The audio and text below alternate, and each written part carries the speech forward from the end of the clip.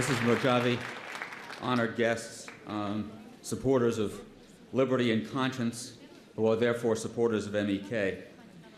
It's not as if the world has not been warned about what fundamentalism in Islam brings, both through the suffering and death that the members of MEK have endured under the regime of the mullahs, and the explicit warnings that MEK has issued.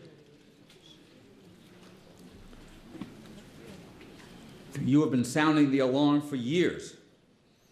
Public executions are the hallmark of the Iranian regime, just as they are the hallmark of ISIS. ISIS may be comprised of Sunni Muslims and the Iranian regime of Shia Muslims, but that is secondary to the brutality that both of them stand for and that both of them impose on their subjects. The United States is now engaged in negotiations with Iran and to get to the threshold of nuclear weapons capability. Although those negotiations are supposedly multilateral, that is, through the P5+1, the 5 permanent members of the Security Council plus Germany, they are in fact bilateral, that is, between the United States and Iran. It is a sad irony that the United States is being represented in these negotiations by the same State Department diplomat who negotiated the agreement with North Korea that country violated and that has given the world a nuclear-armed state. So what are the intentions of Iran?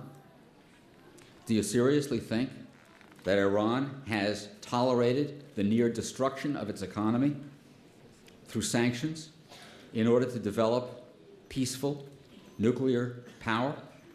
Do you think that they have built a refinement emplacement under 600 feet of rock that's virtually impervious to bombing in order to develop medical isotopes?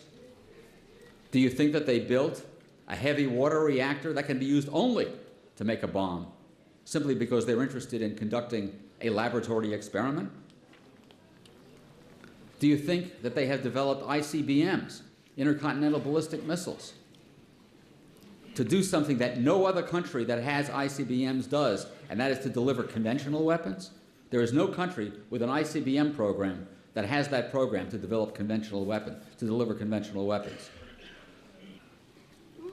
In the United States, we may very well have to look to the legislative branch of government to see to it that common sense and common decency still can be brought to bear in this situation in the name of the United States.